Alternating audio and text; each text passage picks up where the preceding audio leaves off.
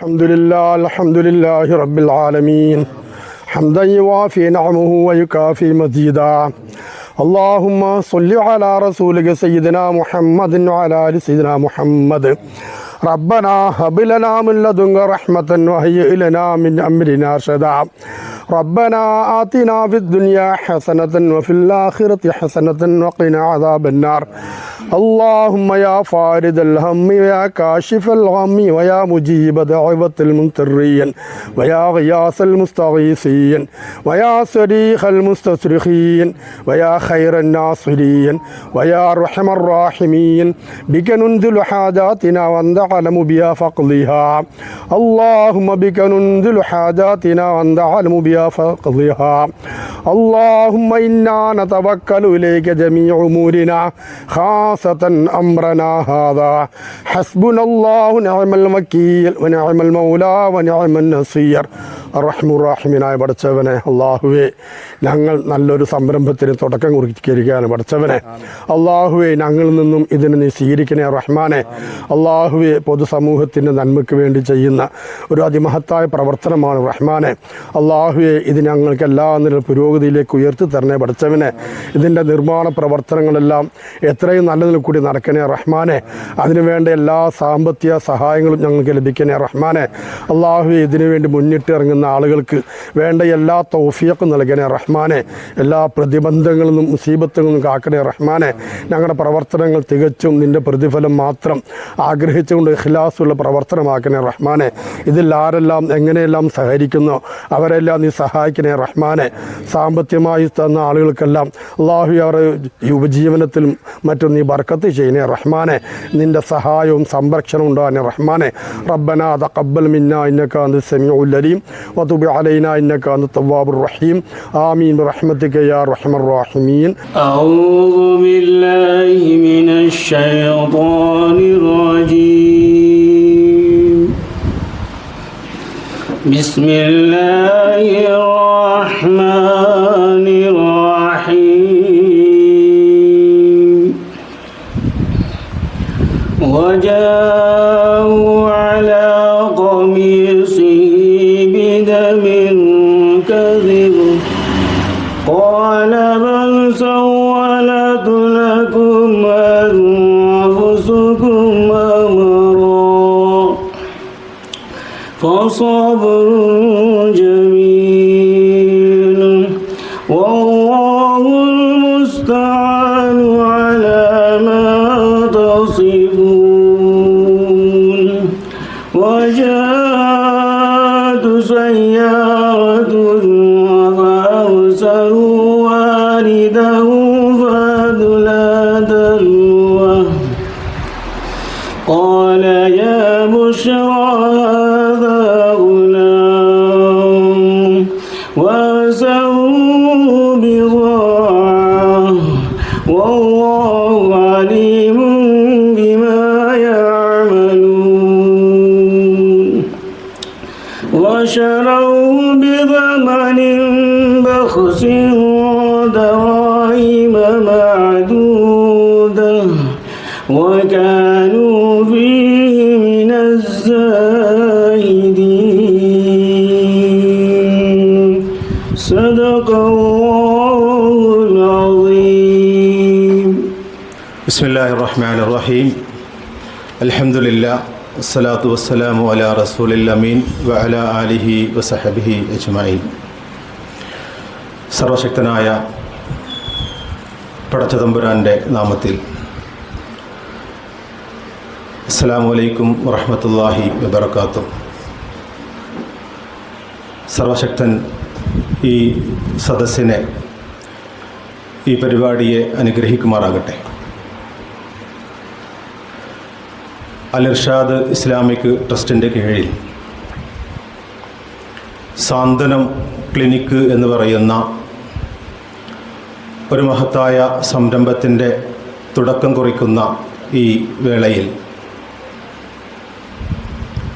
ആകാശത്തിരിക്കുന്ന പടച്ചതമ്പുരാൻ്റെ കാരുണ്യം വർഷിക്കണമെങ്കിൽ ഭൂമിയിലുള്ളവരോട് കരുണ കാണിക്കണമെന്ന ആശയം ഉൾക്കൊണ്ടുകൊണ്ട് ഈ നാട്ടിലെ ജനങ്ങൾക്ക് ഒരു പുതിയ സംരംഭത്തിന് തുടക്കം കുറിക്കുകയാണ്. വളരെ പ്രതീക്ഷയോടുകൂടിയാണ് ഈ ഒരു സംരംഭം ഈ ട്രസ്റ്റിൻ്റെ ഉത്തരവാദിത്തപ്പെട്ട ആളുകൾ മുന്നോട്ട് വെക്കുന്നത്. അതിൻ്റെ ചെറിയ രീതിയിലുള്ള വിശദീകരണം ഇവിടെ നടക്കുന്നത് കൊണ്ട് അതുമായി ബന്ധപ്പെട്ടുകൊണ്ടുള്ള സംസാരത്തിലേക്ക് ഞാൻ പോകുന്നില്ല. എൻ്റെ ഉത്തരവാദിത്വം എത്തിച്ചേർന്ന എല്ലാവർക്കും സ്വാഗതം പറയുക എന്നതാണ്. ഈ പരിപാടിയുടെ അധ്യക്ഷത വഹിക്കുന്നത് അൽ ഇർഷാദ് ഇസ്ലാമിക് ട്രസ്റ്റിൻ്റെ ചെയർമാനും ഈ നാട്ടിലെ വ്യത്യസ്ത വിഷയങ്ങളിലൊക്കെ ഇടപെട്ടുകൊണ്ട് രാഷ്ട്രീയ, സാംസ്കാരിക, മതമേഖലകളിലൊക്കെ നിറഞ്ഞു നിൽക്കുന്ന കെ മുഹമ്മദ് മാസ്റ്ററാണ്. അദ്ദേഹത്തെ ഈ പരിപാടിയിലേക്ക് ആദ്യമായി സ്വാഗതം ചെയ്യുകയാണ്. ഈ പരിപാടിയുടെ ഔപചാരികമായിട്ടുള്ള ഒരു ഉദ്ഘാടന പ്രഭാഷണമുണ്ട്. അത് നിർവഹിക്കുന്നത് അൽ ഇർഷാദ് മസ്ജിദിലെ ഖത്തീബ് ഇസ്മായിൽ മൗലവിയാണ്. അദ്ദേഹത്തെയും ഈ പരിപാടിയിലേക്ക് ഹാർദമായി സ്വാഗതം ചെയ്യുന്നു. ഈ പദ്ധതിയെക്കുറിച്ച് ചെറിയ രീതിയിലുള്ള ഒരു വിശദീകരണം നൽകുന്നത് ഈ ട്രസ്റ്റിൻ്റെ വൈസ് ചെയർമാൻ KT അബ്ദു അവർകളാണ്. അദ്ദേഹത്തെയും ഈ പരിപാടിയിലേക്ക് ഹാർദമായി സ്വാഗതം ചെയ്യുന്നു. ഈ പരിപാടിയിൽ ആശംസ അർപ്പിച്ചുകൊണ്ട് സംസാരിക്കുന്നത് നമ്മുടെ പ്രിയങ്കരനായ ജില്ലാ പഞ്ചായത്ത് മെമ്പർ AK സുബൈർ അവർകളാണ്. അദ്ദേഹത്തെയും ഈ പരിപാടിയിലേക്ക് ഹാർദമായി സ്വാഗതം ചെയ്യുന്നു.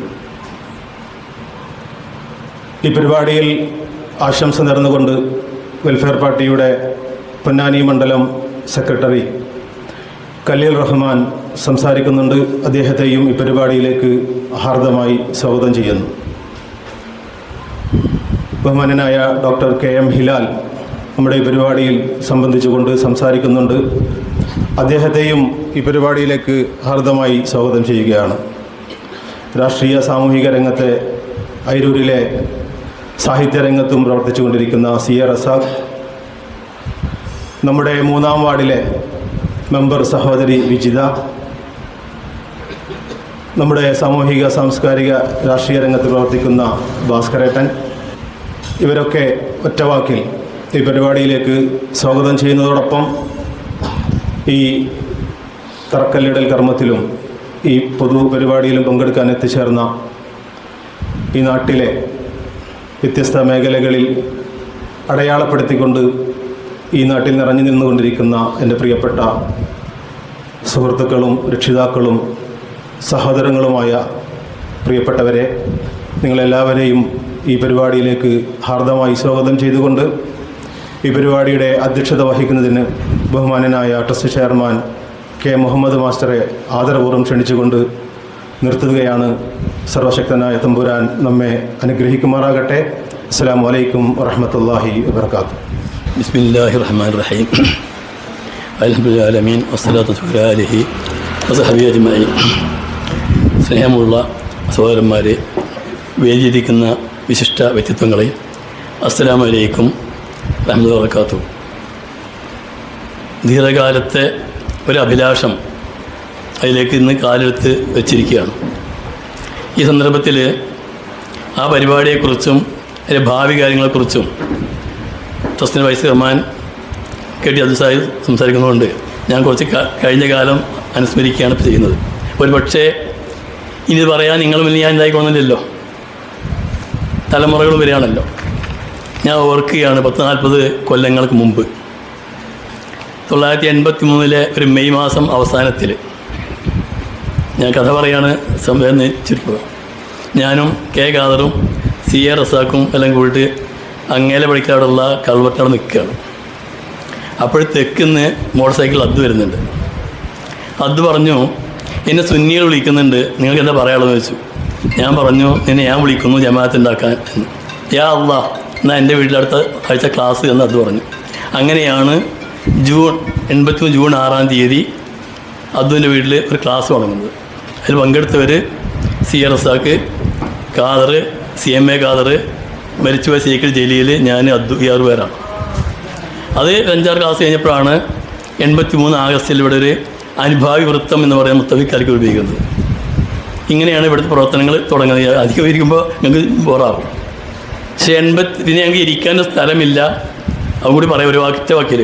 ഇപ്പോൾ NM വലി വീടുണ്ടാക്കുന്ന തെരുവിൽ ഉള്ള ആ സ്ഥലം, അത് പാടമാണ്. അത് സൈക്കാടെ കാസിമിൻ്റെ പെങ്ങൾക്ക് സ്ത്രീയം കൊടുത്തത് അരിക്കടയിലായിരുന്നു. കൃഷി പറഞ്ഞ 4 മണിക്ക് യോഗം ചേരണം. അതിൻ്റെ ഉള്ളിൽ പോയി ടോർച്ച് അടിച്ചിട്ടാണ് ഞങ്ങൾ പാലപ്പള്ളി എഴുതുസായും വന്ന് യോഗം ചേർത്തത്. പിന്നെ മിക്കവാറും യോഗം ചേരാറ് അദ്ദു വീഡിയോ പൂട്ടിയിട്ട് പുലിക്കുളം ബസ്സാണെന്നുള്ളത്. അത് പാറയിൽ ഇറങ്ങിയിട്ട് നടന്ന് വരും. അതുവരെ ഞാനും ഖാദറും കൂടിയ റോട്ടിൽ ഇങ്ങനെ ചിലപ്പോൾ മകരമാസത്തിലാണെങ്കിൽ തണുത്ത് നിൽക്കും. വന്നതിന് ശേഷം 9 പേരൊക്കെ എത്താൻ എന്നിട്ട് അങ്ങനെയൊക്കെ മുന്നോട്ട് പോയി. ഇരിക്കാൻ സ്ഥലം വേണം. അങ്ങനെയാണ് മാമദിക്ക മുഖേന ഇപ്പോൾ ആ ട്രസ്റ്റ് ബിൽഡിങ്ങുള്ള സ്ഥലം 5 സെൻറ്റ് അന്ന് വാങ്ങിയത്. ചുരുക്കി പറയാണ്. പിന്നെ ഇവിടെ ഇസ്മായിൽ അനുസ്മിക്കേണ്ടായി ഇതിന് തറക്കല്ലിന് ഫോട്ടോ എടുത്തൊക്കെ. പിന്നീട് നമ്മൾ സെയ്തുക്ക ഒരു 10 സെൻറ്റ് സ്ഥലം ഒക്കെ തരാമെന്ന് പറഞ്ഞു. അതൊക്കെ പറഞ്ഞാൽ മുമ്പ് കൂട്ടി ആലോചിച്ചിട്ടൊന്നല്ല. ഒരു ശേഷാംസ്കരിക്കാൻ വേണ്ടി ഞാൻ പള്ളിയിരിക്കാൻ വന്നത് സെയ്തുക്കായുണ്ട്. ശേഷം വാങ്ങി കൊടുത്തിരിക്കുന്നു. അപ്പോൾ ഇതുമാതിരി എൻ്റെ ക്ലാസ് നടത്താൻ സ്ഥലമില്ല. അപ്പോൾ സെയ്ക്കാൻ പറഞ്ഞു, എന്താണ് മുഹമ്മദ് എനിക്ക് എൻ്റെ ക്ലാസ് നടത്താൻ സ്ഥലമില്ലോ, പിന്നെ ആരെങ്കിലും സ്ഥലം ഞാൻ ബിൽഡിംഗ് ഉണ്ടാക്കും പള്ളി ഉണ്ടാക്കും എന്ന് പറഞ്ഞു. ഞാൻ നന്നായി ഉണ്ടാക്കുമെന്ന് ചോദിച്ചു. ശരി, അപ്പോൾ കാമത്ത് കൊടുത്തു. പോയി സ്കാൻ ചെയ്യാൻ പറഞ്ഞു, ഞാൻ വാക്കുണ്ടല്ലോ, ഞാൻ മാറണ്ട, ഞാൻ പള്ളി ഉണ്ടാക്കുന്ന സ്ഥലം തരുന്ന പറഞ്ഞു. പിറ്റേന്ന് എഴുതുക്കാരെ പറഞ്ഞു, സെയ്ക്കാട് വാക്ക് പറഞ്ഞിട്ടുണ്ട് ഞാൻ മാറണ്ടെന്ന്. അങ്ങനെയാണ് ഈ സ്ഥലം സെയ്ക്കാടമ്മ പേരിൽ ഈ സ്ഥലം 10 സെൻറ്റ് ഒക്കെ തരുന്നത്. അങ്ങനെ ഈ പള്ളി ഉണ്ടാകുന്നത്. ഈ ഷെഡ് നിങ്ങൾക്ക് ഓർമ്മ ഉണ്ടാവും. ഈ ഷെഡ് ഓർമ്മ ആലോചിക്കുകയാണ്. എള്ളുക്ക, മമ്മൂട്ടിക്ക, വെളുക്കൽ കുഞ്ഞോൻക്ക, കുഞ്ഞുട്ടിക്ക, പറിച്ചാരി അരുവിക്ക തുടങ്ങിയുള്ള കാരണന്മാരാണ് ഇവിടെ ഉണ്ടാവുക. വർത്താനം പറയാനായിട്ട് ഇപ്പോൾ പൊന്നാലും നമ്മുടെ ഇതൊക്കെ മരണപ്പെട്ടു പോയി. എൻ്റെ ബാപ്പ അന്ന് വേണ്ടത്ര ബോധം ഉള്ള അവസ്ഥയല്ല. ഇങ്ങനെ പറയും എൻ്റെ പള്ളി എന്തായി, എന്നെ അവിടെ മറയ്ക്കണം എന്നിങ്ങനെ പറയും. അമ്മദിക്കായും നമ്മളെ അറക്കലും മൃഗോലിയൊക്കെ അവിടെ വന്നിട്ടുണ്ട്. അങ്ങനെ ഒരുപാട് മഹത്തുക്കൾ വളരെ വലിയ അഭിലാഷവും അവിടെ ആഗ്രഹമായിരുന്നത്. പലരും ഇവിടെ നിന്നതിന് ശേഷം ഇവിടെ ഇരിക്കാൻ പറ്റിയിട്ടുണ്ട്, ചിലർക്ക് ഇവിടെ ഇരിക്കാൻ പറ്റിയിട്ടില്ല. അവരൊക്കെ തന്നെയും ഞാൻ ആലോചിക്കുക, ഇഷാള് രാത്രി ഒരു തറാവിന് ശേഷം 10 മണിയാക്കണം. ഒരു പ്രയാസം ഞങ്ങൾക്ക് വന്നു. പരിഹരിക്കാൻ ചോദിച്ചപ്പോൾ അന്ന് ഗംഗാര മന്ത്രിയാണ്. ഗംഗാര PA പൊന്നാനി ആളിന് കാണുന്ന ഒന്നും രാത്രി ഒരു തറാവ് കഴിഞ്ഞിട്ടാണ് റേഷാള് അന്ന് 10-80 വയസ്സ് കാണണം. ഞങ്ങൾ പോകുന്നത് ഞാൻ ഒന്നും റേഷാൻ കൂടി പോയിട്ട് അദ്ദേഹത്തെ കാണുന്നത്. ഈ പള്ളി ഉണ്ടാക്കി വന്നപ്പോൾ ഇവിടെ ബാത്റൂം ഉണ്ടാക്കിയാൽ വെള്ളം വീഴുന്ന സ്ഥലം നമ്മളതല്ല, എന്ത് ചെയ്യണമെന്ന് ചോദിച്ചു. പേഷ്യൻസ് കഴിഞ്ഞേക്കുന്നു. വാങ്ങാമെന്ന് പറഞ്ഞു. ഇവിടെ കാശ് നമുക്ക് കാശുണ്ടാവും, കാശിൻ്റെ ഉറപ്പല്ലേ, നമുക്ക് അങ്ങനെയാണ് സെയ്തുക്കായും റീഷാളും ഞാനും കൂട്ടി ഇരിക്കാനെടുത്ത് പോയിട്ട് 500 രൂപ അച്ചടം കൊടുത്തിട്ട് ഈ സ്ഥലം വാങ്ങിയത്. ഇങ്ങനെയൊക്കെയാണ് ഇത് ഉണ്ടായതെന്ന് പറയണം. അൽഹംദുലില്ലാ അന്ന് മുതലേ ഞങ്ങൾ അഭിലാഷപ്പെട്ടതാണെന്ന് ഇവിടെ ഒരു മെഡിക്കൽ സെൻറ്റർ ഉണ്ടാവുന്നുണ്ട്. പലപ്പോഴും ചെയ്തു നോക്കി, നേഴ്സ് തുടങ്ങി, കുറക്കാതെ നടത്തി, ജനങ്ങൾ തൊഴിൽ കൊടുക്കാതെ ഒരു ബുക്ക് ബൈൻഡിങ് തുടങ്ങി ഒരു 5-6 കൊല്ലം നടത്തി, ഒരു ലാഭകരമായ അവസ്ഥയൊക്കെ എത്തി. പിന്നെ അത് കൊണ്ടുപോകാൻ പറ്റിയില്ല. ഇങ്ങനെ പല സംരംഭങ്ങൾ നടത്തി. അതിൻ്റെ ഭാഗമായിട്ടാണ് 2011 5 സെൻറ്റ് ഭൂമി ഇവിടെ ഗവൺമെൻറ് പഞ്ചായത്തിൽ കൊടുത്തത്. അതിലൊരു ഹോമിയോ ഡിസ്ട്രിക്ട് ഉണ്ടാക്കാൻ തന്നെ എഴുതി കൊടുത്തുള്ളത്. ഫണ്ടില്ല എന്ന് പറയുമ്പോൾ അന്ന് എനിക്ക് ദിവസം ഞാനന്ന് ജോലി ചെയ്ത് പോകുന്ന ഉടനെയാണ് പോയി ഫണ്ട് പാസ്സാക്കി ഇവിടെ പഞ്ചായത്തിൽ ഇത് കൊടുത്താൽ അത് ശ്രമിക്കാമെന്ന് ആരോഗ്യവകുപ്പ് ഉറപ്പാക്കുന്നതാണ്. പക്ഷേ എന്തോ പഞ്ചായത്തിൽ പോയില്ല. പിന്നെയും ശ്രമിച്ചു. പിന്നെ 2 മുന്നണി ഇവിടെ മാറി മാറി ഭരിച്ചു. പിന്നെ അവസാനം ഈ നാട്ടിലെ ഞാനും CP വർഷം കൂടി നടന്നിട്ട് 10-18ഓളം കുട്ടികളെ ഭിന്നശേഷിക്കാരെ കണ്ടെത്തുകയും സംഘടിച്ച് ഞാനും CP അന്ന് കറങ്ങിയിട്ടുണ്ട്, പാലപ്പള്ളി പോയിട്ട് കണ്ടു. അവർക്ക് വേണ്ടി നമ്മൾ ആ ട്രസ്റ്റ് ബില്ലിംഗ് കൊടുക്കുകയും ഇവിടെ ബില്ലിംഗ് ഉണ്ടാക്കാമെന്ന് പറയുകയും ചെയ്തു. അന്നത്തെ സ്പീക്കറായിരുന്ന MLA രാമകൃഷ്ണനും MP ET മെമ്പേഴ്സും കണ്ട് 2 പേരും ഫണ്ട് തരാമെന്ന് പറഞ്ഞു, ബില്ലിംഗ് ഉണ്ടാക്കാമെന്നും പറഞ്ഞു. പക്ഷേ അതും എവിടെയും നമ്മുടെ നാട്ടിലെത്തിയിട്ടില്ല. ഈ ഒരു സന്ദർഭത്തിലാണ് അത് കഴിഞ്ഞ ഒരു കൊല്ലം മുന്നോട്ട് വെച്ച് ഇനി നമുക്ക് ആരും പിന്നാലെ നടക്കണ്ട, 8 സെൻറ്റ് ഭൂമി നമുക്ക് അവിടെ ഉണ്ടല്ലോ, നമുക്കൊരു ക്ലിനിക്ക് അവിടെ ഉണ്ടാക്കാം, കഴിഞ്ഞത് ജനങ്ങൾക്ക് ഉപകാരപ്രദമായ വിധത്തിൽ ചികിത്സ എന്നൊരു അവസ്ഥ ആലോചിക്കാം. വികസിച്ച് വരികയാണെങ്കിൽ പാൻ പേരൊക്കെ വളർത്തപ്പം വാക്ക് പറയേണ്ട, ഇത് ആലോചിക്കുക എന്ന് പറയുന്നത്. അങ്ങനെ കഴിഞ്ഞതിന് മുമ്പത്തെ കൊല്ലം മുതൽ ശ്രമം ആരംഭിച്ചത്. അൽഹംദുലില്ലാ ഇന്നത് തറക്കല്ലിട്ടിരിക്കുകയാണ്. ഞാനത് നീട്ടി പറയുന്നില്ല. ഈ പള്ളി നമുക്കറിയാം ഒരു ഷെഡുണ്ടായിരുന്നു, നിങ്ങൾക്ക് ഓർമ്മ ഉണ്ടായിരിക്കും, ഒരു ഓലഷെഡിലാണ് തുടങ്ങിയത്. ഒരു ദിവസം വരുമ്പോൾ ആ ചിറ പൊട്ടി വെള്ളം വന്ന് ഉസ്താദ് കിടക്കുന്ന ബെഞ്ചും മുങ്ങിൽ പിടിച്ച് നിൽക്കുകയാണ്. ബാങ്കൊന്നും കൊടുത്ത് കുറച്ചപ്പോൾ ഒരു തൂണ് പിടിച്ച് നിൽക്കുന്നുണ്ട്, ഇതിനിപ്പോൾ വെള്ളമുണ്ട്, പായ പൊന്തി കിടക്കുന്നുണ്ട്. അദ്ദേഹത്തെ കൈ പിടിച്ച് പുറത്താക്കി. അന്ന് ബാബുക്ക ജീവിച്ചിരിക്കണേ, ബാബുക്കാട് വിളിച്ചൊന്ന് അതൊക്കെ എനിക്ക് പുഞ്ചപ്പാട് തേവ് ചെയ്യണം. ഞാൻ ബാബുക്കാൻ കേട്ട് കൊട്ടയ്ക്ക് വെള്ളം തേവ് വറ്റിച്ച് അവിടെ പായ വെച്ച് ഞങ്ങൾ സംസ്കരിച്ചു. ഇങ്ങനെയൊക്കെയാണ് ഉണ്ടായിരുന്നത്. ഇതിൻ്റെ ഓരോ കാല് നാട്ടുമ്പോഴും മാമതാജിൽ അവിടുന്ന് 3 എഞ്ചിൻ കൊണ്ടുവന്ന് വെള്ളം വെച്ച് അടിക്കുക, അതോടൊപ്പം അവിടെ കൂട്ടിങ് നടത്തുക, അങ്ങനെയൊക്കെയാണ് ഇത് ഉണ്ടാക്കി വന്നത്. അൽഹംദുലില്ലാ അതൊക്കെ ഇന്ന് ഈ അവസ്ഥയിലേക്ക് എത്തി. ഇപ്പോഴേ കഷ്ടി 2 ഏക്കർ ഭൂമി തന്നെ ഈ ട്രസ്റ്റിൻ്റെ കീഴിലായിട്ട് ഇപ്പോൾ നമുക്ക് കയ്യിൽ ഉണ്ട്. 1 ഏക്കറോളം ശരിക്കും മരുമ അവിടെ ഒക്കെ വന്നിട്ടുണ്ട്. മമ്മൂട്ടിക്കവിടെ ഒക്കെ അവിടെ കിട്ടിയതുണ്ട്. ഇവിടെ തന്നെ നമ്മൾ വാങ്ങിയതിലൊക്കെ ഉണ്ട്. ഞാൻ പറഞ്ഞു വന്നത് ഈ നാട്ടുകാരുടെയും പുറത്തുള്ള നമ്മുടെ നാട്ടുകാരായ ആളുകളുടെയും സഹകരണം നമുക്ക് ചെയ്യാൻ പറ്റിയിട്ടുണ്ട്. ഒരു 10-22ഓളം വീടുകൾ നമുക്ക് ഉണ്ടാക്കി കൊടുക്കാൻ പറ്റിയിട്ടുണ്ട്. 5 ലക്ഷം, 8 ലക്ഷം, 7 ലക്ഷം, 10 ലക്ഷത്തിൻ്റെ രൂപ ഉണ്ടാക്കി കൊടുത്തിട്ടുണ്ട്. 4 ലക്ഷത്തിൻ്റെ ഒക്കെ ഉണ്ടാക്കിയിട്ടുണ്ട്. ഒരു 30ഓളം വീട് റിപ്പയർ ചെയ്ത് കൊടുക്കാൻ പറ്റിയിട്ടുണ്ട്. കുറേയധികം കുട്ടികൾക്ക് വലിയ വിദ്യാഭ്യാസത്തിനുള്ള സ്കോളർഷിപ്പ് കൊടുക്കാൻ പറ്റിയിട്ടുണ്ട്. ചില ആളുകൾക്ക് എഞ്ചിനീയർമാരായി ജോലി ചെയ്യുന്നുണ്ട്, ചില ആളുകൾക്ക് ഓപ്താൽ പുസ്തകം പല വിട്ടു കൊടുക്കാൻ പറ്റിയിട്ടുണ്ട്. അത് ഞാൻ പുറത്ത് പറഞ്ഞില്ല, എനിക്കെല്ലാം ചിലവഴിച്ചുകൊണ്ട് ചെയ്തിട്ടുണ്ട്. പിന്നെ ഒരു കാലത്ത് നമ്മൾ ചെയ്തിരുന്നത് SSLCയോ പ്രീ ഡിഗ്രി പാസ്സാകുന്ന കുട്ടികളെ കണ്ടെത്തുക, അവരെ ഏതെങ്കിലും സ്ഥാപനത്തിൽ ചേർക്കുക. അങ്ങനെ കുറേ കുട്ടികളെ നമ്മൾക്ക് ഇവിടെ നമ്മുടെ തിരുവക്കാടും വാടാപ്പള്ളിയോട് ചേർത്ത് പഠിപ്പിക്കാനും പറ്റിയിട്ടുണ്ട്. ഞാൻ നീട്ടി പറയില്ല. ഇങ്ങനെയുള്ള ഒരുപാട് കാര്യം ചെയ്തു വന്നു. പിന്നീട് നമ്മൾ ചെയ്തു വന്നത് ചികിത്സക്കുള്ള പണം കൊടുക്കുക, റേഷൻ വാങ്ങാൻ കാശ് കൊടുക്കുക എന്നുള്ളതായിരുന്നു. ഒരു 250-300 വെച്ച് 10-200 വീട്ടിൽ നമുക്ക് കൊടുത്തു. 5-6-7 കൊല്ലം കൊടുത്തു തോന്നില്ലേ? 20 വന്നിട്ടുണ്ടല്ലേ കാസിമേ? 6-7 കൊല്ലം കൊടുത്തു. പിന്നെ അത് എൻ്റെ പണ്ട് അങ്ങനെ ഇവിടെ വേറെ വിഷയങ്ങൾ വന്നപ്പോൾ ഗവൺമെൻറ് തന്നെ അത്ര കിട്ടുന്നുണ്ടെന്ന് വന്നപ്പോൾ അതിൻ്റെ ആവശ്യമില്ല എന്നപ്പോൾ നിർത്തിവെക്കാൻ ചെയ്തത്. ഇങ്ങനെ പല കാര്യവും ചെയ്ത് ഞാൻ വിശദീകരിച്ച് പറയുന്നില്ല. എന്തായിരുന്നാലും ശരി, ഈ നാട്ടിലെ ജനങ്ങളുടെ ഭൗതികവും പാരത്രികവുമായ രക്ഷയ്ക്ക് വേണ്ടി ആവുന്ന ചെയ്യുക എന്നതാണ് നമ്മുടെ ലക്ഷ്യം. അതിൽ നമ്മൾ ജാതി മതം നോക്കിയിട്ടില്ല. ഈ ഭൗതികം എന്ന് പലർക്കും അറിയാം. അയൽക്കൂട്ടങ്ങളായിരുന്നാലും ശരി, അതിൻ്റെ പേരുള്ള കൂട്ടായ്മകളായിരുന്നാലും ശരി, അത് ഇപ്പോഴും 20,000 രൂപ വരെ പലിശയില്ലാതെ കടം കൊടുത്തിട്ടിരിക്കുകയാണ്. എത്രയോ ആളുകൾക്ക് ലക്ഷങ്ങൾ തന്നെ കൊടുത്തിട്ടുണ്ട്. ഇത്തരത്തിൽ അതിന് മുമ്പിൽ ചെയ്യുന്നത് സ്വർണം ഈട് വാങ്ങിയിട്ട് പലിശ ഇല്ലാതെ കടം കൊടുക്കരുത്. പിന്നെ ഞങ്ങൾക്ക് ഭാരമായി വന്നു, സ്വർണ്ണം സൂക്ഷിക്കാൻ ഭാരമായി വന്നപ്പോഴാണ് അത് നിർത്തിയിട്ട് ഇങ്ങനെ ആക്കിയത്. ഈ നിലയ്ക്ക് പല നിലക്കും ഈ നാട്ടിലെ ജനങ്ങൾക്ക് ആവശ്യമായ വിധത്തിലുള്ള സഹായങ്ങൾ ചെയ്തു കൊടുക്കുക, സാമ്പത്തികമായിട്ടും മറ്റൊക്കെ.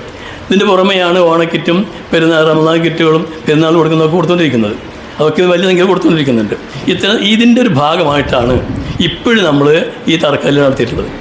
ഇൻഷാ അല്ലാഹ് അള്ളാഹ് അനുഗ്രഹിക്കുകയാണെങ്കിൽ ഇന്ന് വൈകുന്നേരം കുണ്ടുചിറ ഭാഗത്ത് ഒരു ഗൈഡൻസ് സെൻറ്ററിൽ കൂടി തറക്കല്ലിടുകയാണ്. ഇതിൻ്റെ ആവശ്യം എന്താണെന്ന് പറഞ്ഞാൽ കുണ്ടുചിറ പാലവും അതിൻ്റെ പരിസരങ്ങളും അടുത്ത് ഇടയെ പോലും നമ്മുടെ പത്രങ്ങളിൽ നിറഞ്ഞ് നിങ്ങൾക്ക് അറിയാമല്ലോ, ആളുകൾ പേരൊക്കെ ഞാൻ പറയുന്നില്ല. എന്തായിരുന്നാലും ശരി, അവിടെ അവർ പുരോഗതിക്ക് ഒരുപാട് ശ്രമിച്ചെങ്കിൽ ശരി, ആ ഒരു മാറ്റം ആ സമൂഹത്തിൽ ഉണ്ടാക്കിയെടുക്കുവാൻ അവിടെ നിന്ന് പ്രവർത്തിക്കേണ്ടതുണ്ട്. അതിന് അവരെ കൊണ്ട് കൂടി ഭാഗവാക്കാവുന്ന ക്ലാസ്സുകളും കാര്യങ്ങളും ഒക്കെ ഉണ്ടാക്കേണ്ടതുണ്ട്. കുട്ടികൾ വിദ്യാഭ്യാസം നൽകേണ്ടതുണ്ട്. എന്ന് നൽകുന്ന മദ്രസയും ഒരു പ്രയർ ഹാളും അതോടൊപ്പം തന്നെ ഗൈഡൻസ് സെൻ്ററും കൂടിയാണ് അവിടെ നിന്ന് തറക്കല്ലിടുന്നത്. ആ പരിപാടി അവിടെയും കൂടി നടത്താൻ ഉദ്ദേശിക്കുന്നുണ്ട്. ഇതിൻ്റെയൊക്കെ ലക്ഷ്യം വ്യക്തിപരമായിട്ട് പരമാവധി അള്ളാഹുവിൻ്റെ സ്വർഗവും തൃപ്തിയും മാത്രമാണ്. സാമൂഹികമായിട്ട് പറയുമ്പോൾ നമ്മുടെ അയിരൂരിലെ ജനങ്ങൾക്ക് അവരുടെ പ്രയാസങ്ങൾ കണ്ടറിഞ്ഞ് പ്രവർത്തിക്കാൻ സാധിക്കേണ്ടതുണ്ട്. കാസിം പറഞ്ഞ പ്രകാരം ആ ഭൂമിയിലുള്ളവരോട് കരുണ കാണിച്ചവർ മാത്രമേ ആകാശമുള്ളവർ കരുണ കാണിക്കുകയുള്ളൂ. പടപ്പുകളിലൂടെ അല്ലാതെ പടച്ചവർക്ക് എത്താൻ യാതൊരു മാർഗവുമില്ല. പടപ്പുകൾ ഒഴിവാക്കി പടച്ചതിന് വേണ്ടി എത്തി നിസ്കരിച്ചാലും നോമ്പ് വെച്ചാലും പൂജ നടത്തിയാൽ സ്വീകരിക്കുകയില്ല എന്ന് നമ്മൾ വിശ്വസിക്കുന്നു. അതുകൊണ്ട് ആ പടച്ചവൻ്റെ സൃഷ്ടികളായ പടപ്പുകളുടെ ആവശ്യങ്ങൾ കണ്ടറിഞ്ഞ് പരിഹരിക്കുന്നതിൽ മാത്രമേ നമ്മുടെ പ്രവർത്തനങ്ങളും ഈ ആരാധനകളും ഒന്നും സ്വീകരിക്കുകയുള്ളൂ. ഈ ഉറച്ച വിശ്വാസത്തിനാണ് ചെയ്തുകൊണ്ടിരിക്കുന്നത്. അധികം നീട്ടി പറയുന്നില്ല. അതുകൊണ്ട് നിങ്ങളെല്ലാവരും സഹകരണം വേണം. എന്തെങ്കിലും ഫണ്ട് മുഴുവൻ ആയിട്ടുമൊന്നുമല്ല, നിങ്ങൾ അതൊക്കെ സമീപിക്കും. ടോക്കണായിട്ടും അല്ലാതൊക്കെ എല്ലാം നിങ്ങളുടെ വരും. സാധിക്കുന്ന എല്ലാവർക്കും സഹകരണം കൂടി വേണമെന്ന് അഭ്യർത്ഥിച്ചുകൊണ്ട് ഞാൻ വാക്ക് ഉദ്ധരിക്കുന്നു. അടുത്തായിട്ട് ഇതിന് ഉദ്ഘാടനം നിർവഹിക്കാൻ വേണ്ടി ഇമാം ഇസ്മായിൽ വഴിയെ ക്ഷണിച്ചു കൊടുക്കുന്നു. അസ്സലാമു അലൈക്കും. അൽഹംദുലില്ലാ സ്വലാത്തു വസ്സലാമു അലാ അഷ്റഫിൽ കരീം വഅലാ ആലിഹി വസഹ്ബിഹി അജ്മഈൻ. ആദരണീയരായ സദസ്യരെ, സഹോദരങ്ങൾ, അല്ലാഹു സുബ്ഹാനഹു തആല നമ്മുടെ പ്രവർത്തനങ്ങളെ വിജയിപ്പിക്കുമാറാകട്ടെ. ഒരു വിശ്വാസിയുടെ ബാധ്യതയാണ്. അവൻ അള്ളാഹുവിന് വേണ്ടി നിർവഹിക്കുന്ന ബാധ്യതയുടെയും കർമ്മത്തിൻ്റെയും ഭാഗമാണ് അള്ളാഹുവിൻ്റെ സൃഷ്ടികളായ ആളുകളോട് കരുണ കാണിക്കുക എന്നുള്ളത്. അൽ ഖൽഖ് ഇയാലുള്ള എന്നാണ് പ്രവാചകൻ പറഞ്ഞത്. സൃഷ്ടികൾ അള്ളാഹുവിൻ്റെ അശ്രിതരാണ്. എന്നിട്ട് നബിതങ്ങൾ പറഞ്ഞു, അള്ളാഹുവിൻ്റെ സൃഷ്ടികളോട്, അള്ളാഹുവിൻ്റെ അശ്രിതരോട് ആര് സ്നേഹവും സൗഹാർദ്ദവും കാണിക്കുന്നു അള്ളാഹു അവരെ സഹായിക്കും. അള്ളാഹു ഫി ഔനിൽ അബ്ദി മാ കാനൽ അബ്ദു ഫി ഔനി അഖി. ഒരു മനുഷ്യൻ തൻ്റെ സഹോദരൻ സഹായിച്ചുകൊണ്ടിരിക്കുമ്പോഴെല്ലാം അള്ളാഹു ആ വ്യക്തിയെ സഹായിച്ചുകൊണ്ടിരിക്കുമെന്നാണ്. തആവനു അൽ ബിർരി വത്തഖ്വ. നിങ്ങൾ ആളുകൾക്ക് നന്മ ചെയ്യുന്നതിലും ഭക്തിയുള്ള ജീവിതത്തിലും നിങ്ങൾ പരസ്പരം സഹായികളാകുക. ഇങ്ങനെ പ്രവാചകൻ്റെ നിർദ്ദേശവും ഇസ്ലാമിക ജീവിതത്തിൻ്റെ ഒരു ഭാഗവും കൂടിയാണ് സമൂഹത്തിന് നന്മ ചെയ്യുക. അവിടെ പ്രയാസങ്ങളും വിഷമങ്ങളും മനസ്സിലാക്കി തന്നെക്കൊണ്ട് അല്ലെങ്കിൽ തങ്ങൾ സംഘടിച്ചുകൊണ്ട് എന്താണോ ചെയ്യാൻ സാധിക്കുന്നത് ആ കാര്യങ്ങൾ ചെയ്യുക എന്നുള്ളത് ഓരോ വിശ്വാസിയുടെയും അല്ലെങ്കിൽ വിശ്വാസി സമൂഹത്തിൻ്റെ ബാധ്യതയാണ്. എങ്കിലേ അവൻ്റെ ഇസ്ലാമിക ജീവിതം പൂർണ്ണമാകുകയുള്ളൂ. പല നന്മകൾ കൊണ്ടും സാമൂഹ്യ നന്മകൾ കൊണ്ട് അവനിൽ വ്യക്തിപരമായി വരുന്ന വീഴ്ചകൾ പോലും അള്ളാഹു പുറത്തു തരുമെന്നാണ് പറഞ്ഞിരിക്കുന്നത്. അപ്പോൾ സമൂഹത്തിൻ്റെ നന്മയ്ക്ക് വേണ്ടി ഉതകുന്ന എന്തുകൊണ്ടും കാലോചിതമായ അത്യന്താപേക്ഷിതമായ ഒരു സംരംഭമാണ് ഇന്നിപ്പോൾ ഇവിടെ തറക്കല്ലിട്ടിരിക്കുന്നത്. കാരണം മുൻകാലങ്ങളെ അപേക്ഷിച്ച് രോഗാവസ്ഥകൾ കൂടിക്കൊണ്ടിരിക്കുകയാണ്. തന്നെയുമല്ല, ദൂരേക്ക് പോകാൻ പല ആളുകൾക്കും പല പ്രയാസങ്ങളുണ്ടാവും. അങ്ങനെ വരുമ്പോൾ നമ്മുടെ വീടിൻ്റെ അല്ലെങ്കിൽ നാടിൻ്റെ തൊട്ടടുത്ത് തന്നെ ഇതുപോലുള്ളൊരു സ്ഥാപനമുണ്ടെങ്കിൽ നമ്മളെ സംബന്ധിച്ചിടത്തോളം വലിയൊരു ആശ്വാസമാണ്. ആളുകൾക്ക് ആശ്വാസമുണ്ടാക്കുന്ന പ്രവൃത്തിയാണ്. അങ്ങനെ സാന്ത്വനം ക്ലിനിക് എന്ന ഒരു പദ്ധതിക്ക് ഇവിടെ തുടക്കം കുറിച്ചിരിക്കുകയാണ്. ഇത് ഏതെങ്കിലും വിഭാഗത്തിൻ്റേതല്ല, മറിച്ച് ഈ അയിരൂരിലെ മുഴുവൻ ജനങ്ങൾക്കും ജാതി മതഭേദമെന്നെ ആണ് പെണ്ണ് എന്നില്ലാതെ ഏവർക്കും ഉപകാരപ്പെടുന്ന നിൽക്കൂടിയുള്ള ഒരു പ്രവർത്തനമാണ് ഇവിടെ സജ്ജീകരിക്കുന്നത്. അതിൻ്റെ പിന്നിൽ ധാരാളം പ്രയാസങ്ങളും അതുപോലെ തന്നെ പ്രതിസന്ധികളുമുണ്ട്. അതിനെല്ലാം തരണം ചെയ്തുകൊണ്ട് ഇവർ മുമ്പോട്ട് പോവുക തന്നെ ചെയ്യും. അള്ളാഹുവിൻ്റെ എല്ലാ സഹായങ്ങളും അവർക്കുണ്ടാകട്ടെ. ഈ സ്ഥാപനം നല്ലതിൽ കൂടി ഉയർന്നു കാണാനും ഇവിടുത്തെ പ്രവർത്തനങ്ങൾ പുരോഗതിയോടുകൂടി മുമ്പോട്ട് കൊണ്ടുപോകാനും അള്ളാഹു സുബ്ഹാനഹു തആല നമ്മൾക്കെല്ലാവർക്കും, പ്രത്യേകിച്ച് ഇതിൻ്റെ പിന്നണിയിൽ പ്രവർത്തിക്കുന്ന എല്ലാവർക്കും അള്ളാഹു തൗഫീഖ് നൽകട്ടെ. ബിസ്മില്ലാഹിർ റഹ്മാനിർ റഹീം എന്ന നാമധേയത്തോടുകൂടി ഞാൻ ഈ പരിപാടി ഉദ്ഘാടനം ചെയ്തതായി വളരെ വിനീതമായി അറിയിക്കുകയാണ്. വആഖിറു ദുആഇ അൽഹംദുലില്ലാഹി റബ്ബിൽ ആലമീൻ. അസ്സലാമു അലൈക്കും വറഹ്മത്തുള്ളാഹി വബറകാതുഹു. പ്രിയമുള്ളവരെ, നിങ്ങൾക്കെൻ്റെ നമസ്കാരം. ദൈവം ഈ വേദിയെ അനുഗ്രഹിക്കുമാറാകട്ടെ. ഈ പ്രവർത്തനത്തെയും വളരെ ചുരുക്കി പറയാൻ എനിക്കറിയില്ല. അതുകൊണ്ട് നിങ്ങളൊരു 5 മിനിറ്റ് സമയം എനിക്ക് അനുവദിച്ച് തന്നേ പറ്റൂ. അങ്ങനെ ഞാൻ പരിചയിച്ചിട്ടില്ല, അതുകൊണ്ടാണ്. കഴിഞ്ഞൊരു 35 കൊല്ലത്തിൽ കൂടുതലായിട്ട് പ്രവർത്തനം ആരംഭിച്ച 1987 ഈ പള്ളിയും പള്ളിയുമായി ബന്ധപ്പെട്ട കാര്യങ്ങളിലും ഈ നാടിൻ്റെ ആവശ്യങ്ങൾ കണ്ടറിഞ്ഞുകൊണ്ട് തന്നെ അതിനുവേണ്ടി പ്രവർത്തിക്കാൻ ഇതിൻ്റെ സംഘാടകർക്ക് സാധിച്ചിട്ടുണ്ട്. ഇവിടെ നിന്ന് വിദേശത്ത് പോയ കുറേ സുഹൃത്തുക്കളുടെ സഹായവും ഈ നാട്ടിലെയും പരിസര പ്രദേശത്തുള്ള ആളുകളുടെ സക്കാത്ത് സദക്ക ഫണ്ടുകളൊക്കെ തന്നെ ശേഖരിച്ച് വിതരണം ചെയ്യുക എന്നുള്ളതും വലിയൊരു ബാധ്യതയാണ്. അത് സത്യസന്ധമായി നിർവഹിക്കുക എന്നുള്ളത് ഓരോരുത്തരുടെയും വ്യക്തിപരമായ കാര്യമാണ്. അള്ളാഹുവിൻ്റെ മുമ്പിൽ അതിന് മറുപടി പറയേണ്ടതുണ്ടല്ലോ.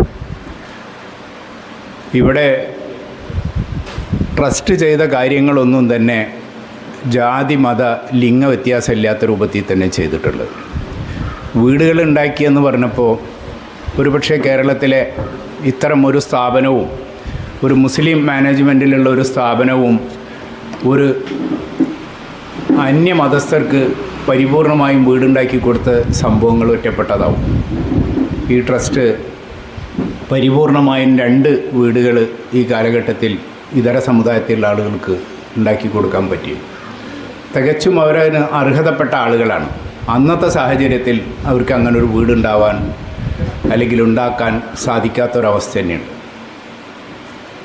ഇതിൻ്റെ പ്രവർത്തനങ്ങളിൽ ശരിക്കും പറഞ്ഞാൽ 10-20 ലക്ഷം റുപ്യയുടെ സഹായം ഈ ഒരു ചെറിയ ഗ്രാമത്തിൽ ആളുകളിലേക്ക്, അതിൻ്റെ അർഹതപ്പെട്ട ആളുകളിലേക്ക്, വീടുകളിലേക്ക് എത്തിക്കാൻ ഇതിൻ്റെ പ്രവർത്തകർക്ക് സാധിക്കുന്നുണ്ട്. എന്തുകൊണ്ടോ എന്നെനിക്കറിയില്ല, എതിർത്ത് പറയുന്നതല്ല.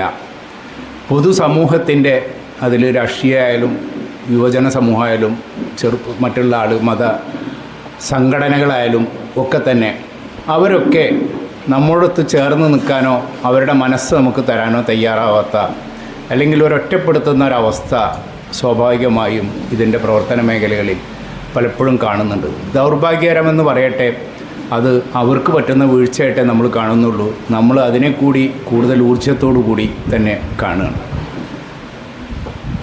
ഈ സ്ഥാപനത്തിൻ്റെ ഒരു പുതിയ സംരംഭമാണ് സാന്ത്വനം.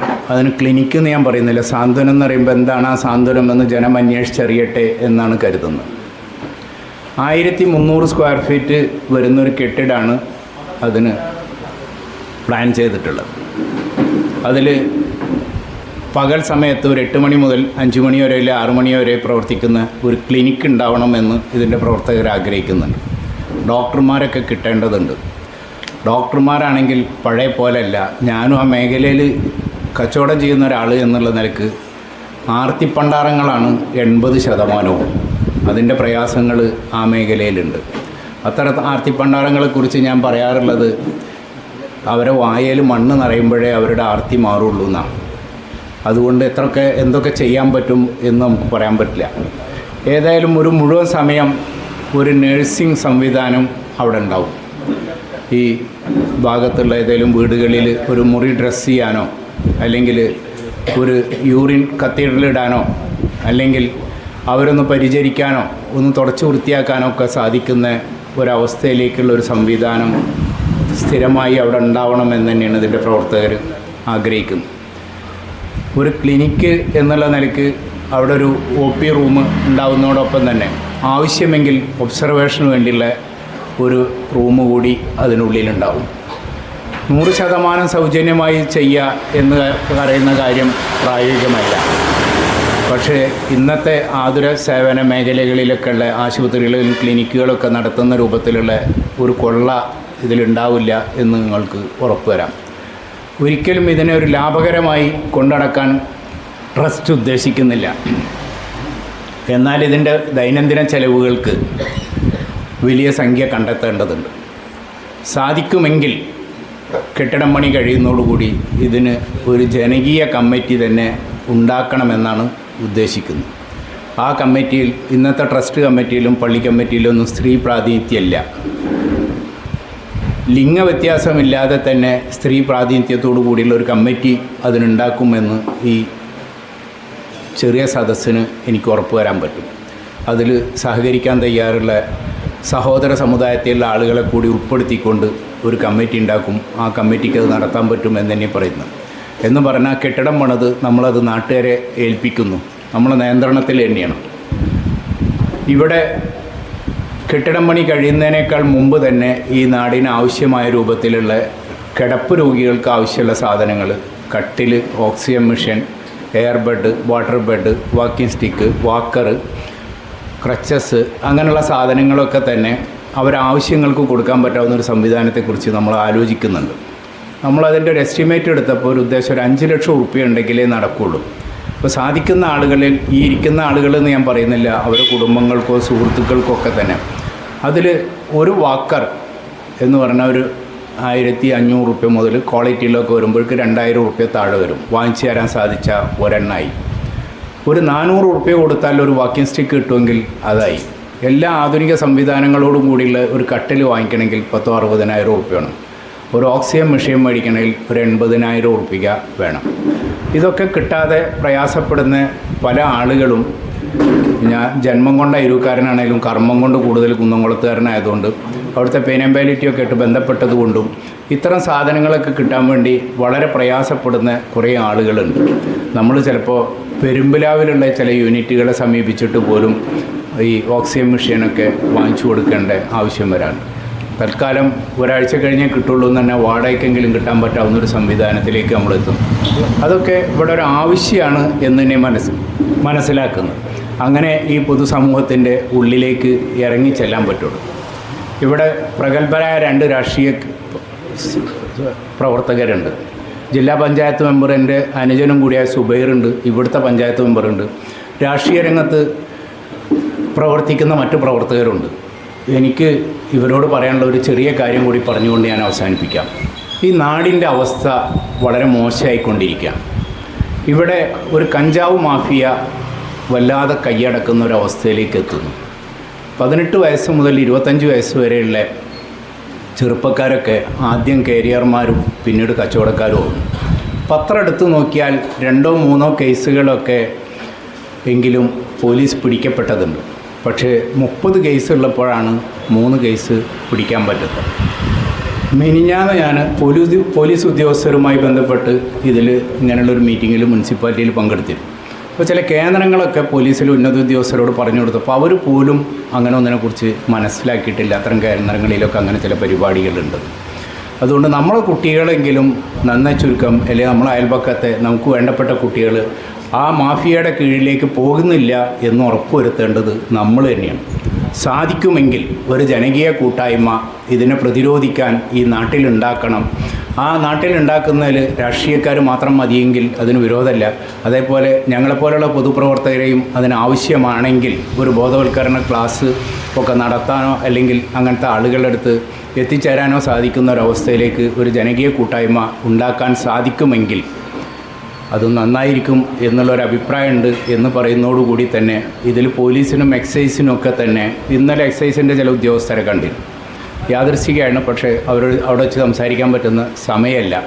അവരുടെയും ശ്രദ്ധയിൽ ഞങ്ങളൊക്കെ ടൗണിനുള്ളിൽ തന്നെ ജീവിക്കുന്ന ആളുകളായതുകൊണ്ട് നമ്മൾ നിരന്തരം കണ്ടുകൊണ്ടിരിക്കുന്ന ചില കാര്യങ്ങളുണ്ട്. ഇവിടെയും ചില മേഖലകളിലൊക്കെ നമുക്ക് ചില കുട്ടികളെ കണ്ടാൽ പോലും പറയാൻ പറ്റും ഇവൻ കഞ്ചാവിന് അഡിക്റ്റാണ്. ആ ഒരവസ്ഥയിലേക്ക് നമ്മളെത്തുമ്പോൾ നമ്മൾ ഖേദപൂർവ്വം മിണ്ടാൻ പറ്റാത്തൊരവസ്ഥ വരിക. കാരണം മോനയുടെ ഈ എന്തേ കഴിച്ച് എന്ന് ചോദിച്ചാൽ ഓൻ്റെ കൂടെ നിൽക്കുന്നവൻ പോലും എന്നെ തല്ലുള്ള ഒരു ആരോഗ്യം 70 വയസ്സിൽ എനിക്കില്ലാത്തത് കൊണ്ട് ഇത് ഓരോരുത്തരും ഓരോ രക്ഷിതാക്കളും മനസ്സിലാക്കണം. പോലീസിന് ചെയ്യാൻ പറ്റാവുന്ന എന്താണ് എൻ്റെ 15 ദിവസത്തിനുള്ളിൽ അനുഭവം.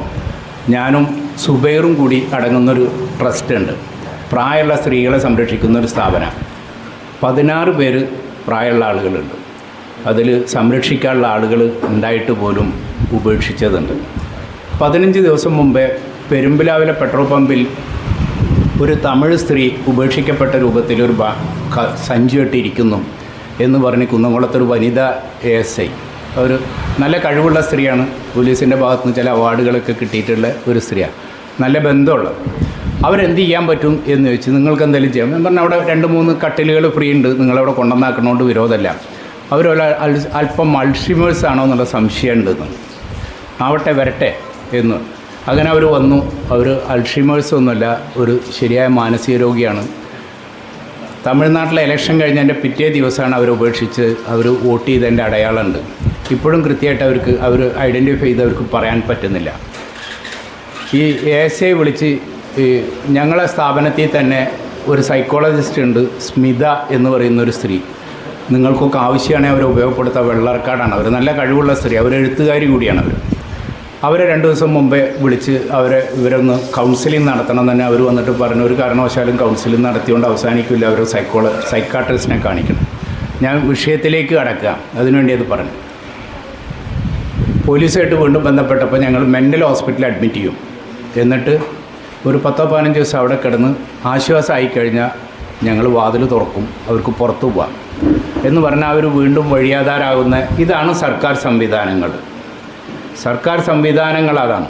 അതൊക്കെ തന്നെയാണ് ഞാൻ നേരത്തെ പറഞ്ഞ കഞ്ചാവ് മാഫിയക്കെതിരെ നമ്മളെന്തെങ്കിലും ചെയ്തത്. 1-2 പ്രാവശ്യം പിടിക്കപ്പെടുന്ന ചെക്കന്മാരൊക്കെ തന്നെ അവിടെ ഒരു 30 പോലീസുകാരുള്ള ഒരു സ്റ്റേഷനാണെങ്കിൽ 1-2 ആളുകളായിട്ട് ബന്ധം സ്ഥാപിക്കുന്ന ഒരവസ്ഥയിലേക്ക് എത്തിച്ചേരുക എന്നല്ലാതെ അവരൊന്നും അതിൽ നിന്ന് പിന്മാറാൻ ഒരു ജനകീയ കൂട്ടായ്മ ഉണ്ടെങ്കിലേ നടക്കുള്ളൂ.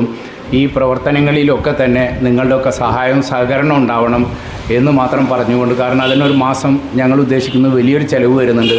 ആ ചിലവിനുള്ള പൈസ ഒക്കെ തന്നെ ഈ നാട്ടിലെ ഉള്ള നല്ല മനസ്സുള്ള ആളുകളിൽ നിന്ന് കിട്ടണം എന്ന് തന്നെ ആഗ്രഹിക്കുന്നത്.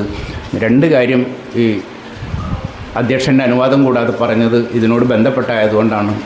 കൂടിപ്പോയെങ്കിൽ ക്ഷമിക്കണം എന്ന് പറയുന്നതോടൊപ്പം തന്നെ ഇത്തരം കാര്യങ്ങളിലേക്ക് എല്ലാവരുടെയും സഹകരണവും സഹായവും ഉണ്ടാവണം. ഇതിലൊരു വിഭാഗീയത നിങ്ങൾ കാണരുത്, ഈ നാടിൻ്റെ ആവശ്യത്തിന് വേണ്ടിയിട്ടാണ് എന്നുകൂടി അപേക്ഷിച്ചുകൊണ്ട് ഞാൻ നിർത്തുന്നു. ജനോപകാരപ്രദമായ ഈ പദ്ധതിയുടെ പരിപാടി നിയന്ത്രിച്ചു കൊണ്ടിരിക്കുന്ന മുഹമ്മദ് മാഷ് ഉൾപ്പെടെയുള്ള വേദിയിൽ സന്നിധരായ ബഹുമാന്യ വ്യക്തിത്വങ്ങളെ, എൻ്റെ മുന്നിലുള്ള ഗ്രാമവാസികളെ, സുഹൃത്തുക്കളെ, ദൈവത്തിൻ്റെ അനുഗ്രഹം സദാ വർഷിക്കുമാറാവട്ടെ എന്ന് ആത്മാർത്ഥമായി പ്രാർത്ഥിക്കാം. നമ്മൾ ഈ ഒത്തുചേർന്നതിൻ്റെ കാര്യങ്ങളെക്കുറിച്ച് എനിക്ക് മുമ്പുള്ള പ്രാസംഗികന്മാർ വിശദീകരിച്ചു കഴിഞ്ഞു. ഈ നാടിനെ സംബന്ധിച്ച്, നാട്ടുകാരെ സംബന്ധിച്ച്, പൊതുപ്രവർത്തകരെ സംബന്ധിച്ച് വളരെ സന്തോഷവും അതിലുപരി അഭിമാനവും നൽകുന്ന ഒരു പദ്ധതിക്കാണ് ഈ ട്രസ്റ്റ് മുൻകൈയെടുത്തിരിക്കുന്നത് എന്നത് എല്ലാ അർത്ഥത്തിലും പ്രത്യേകം സന്തോഷം നൽകുന്നതാണ്. ഈ ട്രസ്റ്റിൻ്റെ കടന്ന വഴികളെക്കുറിച്ച് മുഹമ്മദ് മാഷ് വിശദീകരിച്ചു കഴിഞ്ഞു. ഒപ്പം തന്നെ ഈ ട്രസ്റ്റ് നടത്താൻ ഉദ്ദേശിക്കുന്ന, അല്ലെങ്കിൽ ഈ ക്ലിനിക്കുമായി ബന്ധപ്പെട്ട് നടത്താൻ ഉദ്ദേശിക്കുന്ന കാര്യങ്ങൾ അബ്ദുക്കായി വിശദീകരിച്ചു. അബ്ദുക്ക പറഞ്ഞതുപോലെ എന്നെയൊക്കെ സംബന്ധിച്ച് ഇങ്ങനെ ഒരു സംരംഭം ഇവിടെ നാട്ടിൽ വരിക എന്ന് പറയുമ്പോൾ ഒരുപക്ഷെ ഈ ട്രസ്റ്റിനേക്കാൾ കൂടുതൽ, അതിലെ ഭാരവാഹികളെക്കാൾ കൂടുതൽ സന്തോഷിക്കുന്ന ഒരാളാണ് ഞാൻ.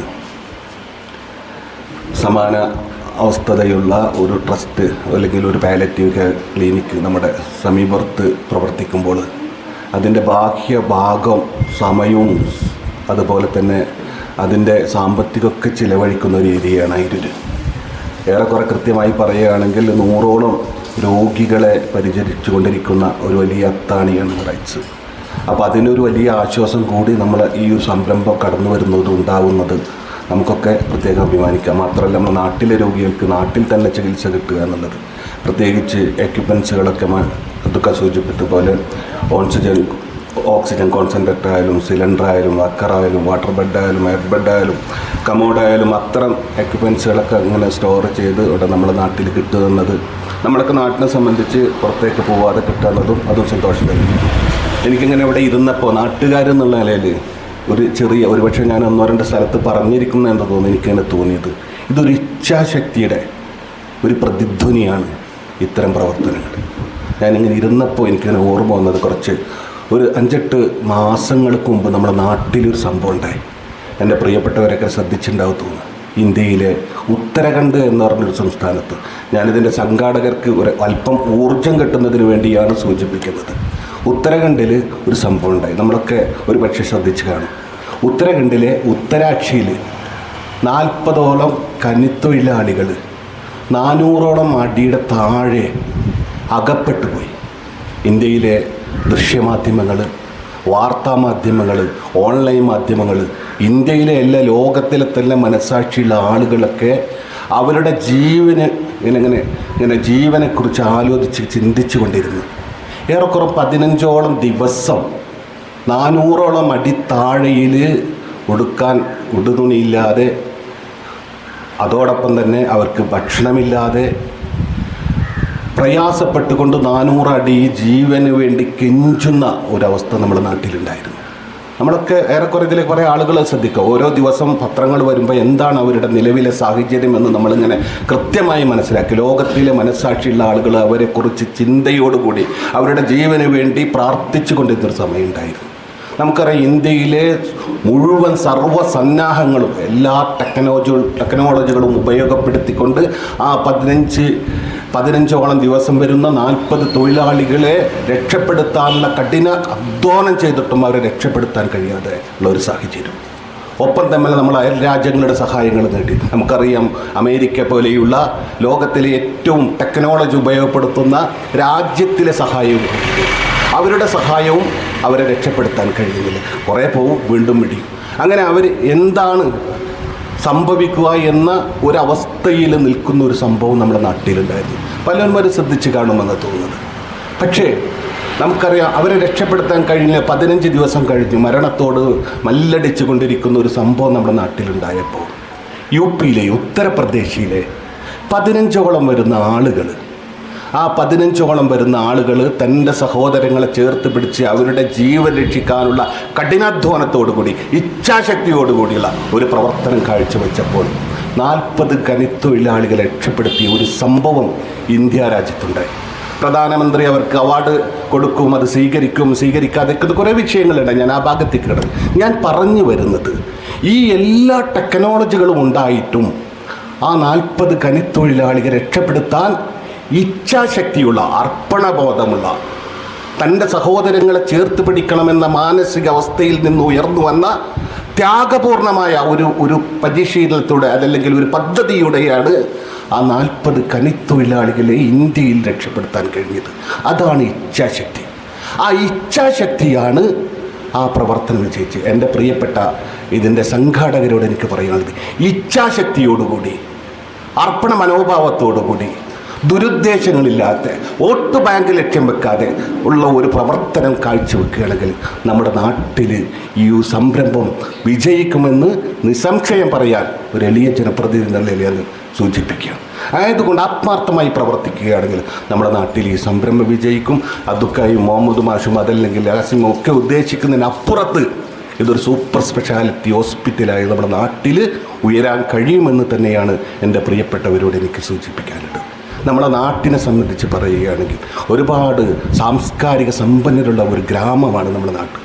എന്ത് പറഞ്ഞാൽ തന്നെ മതസൗഹാർദ്ദത്തിൻ്റെ ഒരു വലിയ കേളിക്ഷേത്രമാണ്. നമ്മുടെ അയിരൂരിൻ്റെ ചരിത്രവും പള്ളിയുടെ ചരിത്രമൊക്കെ ഒന്ന് പരിശോധിച്ച് നോക്കിയാൽ ഒരു പെട്ടി കേസ് പോലും രജിസ്റ്റർ ചെയ്യാത്ത സമീപ പ്രദേശത്തിലെ ഒരു ഗ്രാമമാണ് അയിരൂർ. നമുക്ക് അഭിമാനത്തോട് കൂടെ ചില അനിഷ്ട സംഭവങ്ങളൊക്കെ ഇന്ന് അടുത്ത കാലത്തുണ്ടായി. പക്ഷെ അതിനൊക്കെ മാറ്റി നിർത്തിയാൽ തന്നെ തൻ്റെ സഹോദരനെ ചേർത്ത് പിടിക്കാനുള്ള ഒരു മാനസികാവസ്ഥ നമ്മുടെ നാട്ടിലെ ഗ്രാമവാസികൾക്കുണ്ട് എന്ന് ഞാൻ പ്രത്യേകം പറയുകയാണ്. മാഷ് സൂചിപ്പിച്ച് ഇതിൻ്റെ വഴുന്ന വഴികളെക്കുറിച്ച്, അതിൻ്റെ വഴിത്താരകളെക്കുറിച്ച്, ഇതുപോലെ നമ്മുടെ നാട്ടിൽ ഒരുപാട് സന്നദ്ധ സംഘടനകൾ, ഒരുപാട് പ്രവർത്തകർ ഒരുപാട് ത്യാഗങ്ങൾ ചെയ്തിട്ടുണ്ട് വ്യത്യസ്ത മേഖലകളിലാണ്. എന്തായാലും ഏത് പ്രവർത്തനമായാലും ഈ നാട്ടിൻ്റെ പുരോഗതിക്കാണ്. അതിൽ ഞാൻ മനസ്സിലാക്കുന്നു, അതിൽ വർഗം നോക്കാറില്ല, വർണ്ണം നോക്കാറില്ല, വിഭാഗം നോക്കാറില്ല, രാഷ്ട്രീയം നോക്കാറില്ല. അങ്ങനെ ഒരു വലിയ സാംസ്കാരികമായ ഒരവസ്ഥ നമ്മുടെ നാട്ടിലുണ്ട്. അതുകൊണ്ട് ആ ഒരവസ്ഥ കാത്തു സൂക്ഷിക്കാൻ നമ്മളൊക്കെ, ഞാനടക്കമുള്ള ആളുകൾ ബാധ്യസ്ഥരാണ് എന്നാണ് എനിക്ക് പറയാനുള്ളത്. വളരെ സന്തോഷം തോന്നി. വളരെ നല്ലൊരു പ്രവർത്തനം. ഒരു പക്ഷേ നിങ്ങൾ ഇതുവരെ കാഴ്ചവെച്ചതിൽ വെച്ച് ഏറ്റവും ജനോപകാരപ്രദമായ ഒരു വലിയ പദ്ധതിക്കാണ് ഇവിടെ വലിയ ആശയം തോന്നിയിരിക്കുന്നത്. നമുക്കൊക്കെ അറിയാം, ജീവിതത്തിൻ്റെ രണ്ടറ്റം കൂട്ടിമുട്ടിക്കാൻ പ്രയാസപ്പെടുന്ന ഒരു കാലഘട്ടത്തിലാണ് നമ്മളൊക്കെ ജീവിച്ചുകൊണ്ടിരിക്കുന്നത്.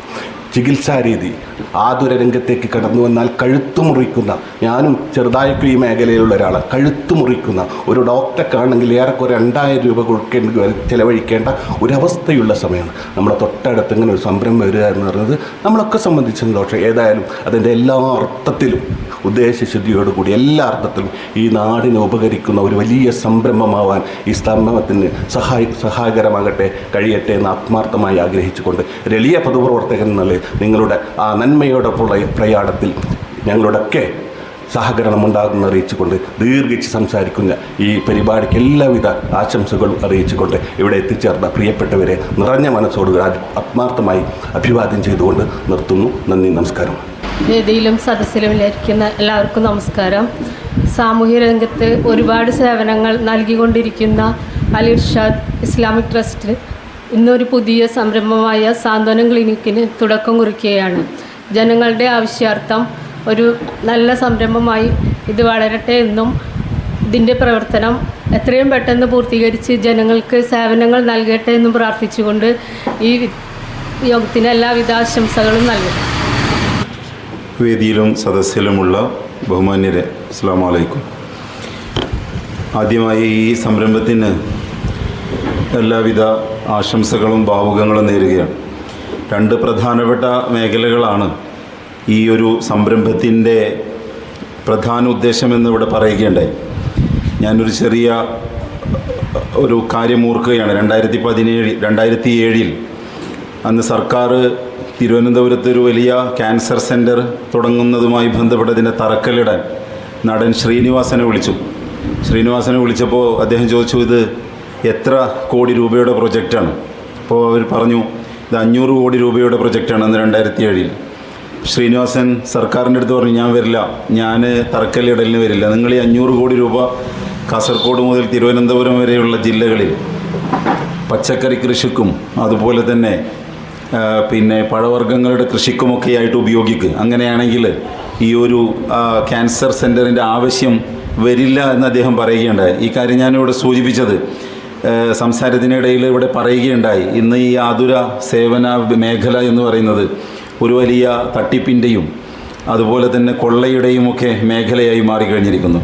പക്ഷെ എന്തായിരുന്നാലും അസുഖങ്ങൾ വർദ്ധിച്ചുകൊണ്ടിരിക്കുന്നുണ്ട്. പ്രത്യേകിച്ച് വലിയ മാരകമായ അസുഖങ്ങൾ, കിഡ്നിയും അതുപോലെ തന്നെ ഹാർട്ടും ലിവറും അടക്കമുള്ള അസുഖങ്ങളുടെ ആധിക്യം കഴിഞ്ഞ ഒരു 5-6 വർഷങ്ങളായി വലിയ രീതിയിൽ വർദ്ധിച്ചിട്ടുണ്ട് ആ മേഖലയിൽ. അതുകൊണ്ട് തന്നെ കോവിഡ് കാലഘട്ടത്തിൽ ആൻജിയോപ്ലാസ്റ്റിയും ആൻജിയോഗ്രാമിൻ്റെ ടെസ്റ്റുകളൊക്കെ ഗണ്യമായി കുറഞ്ഞു.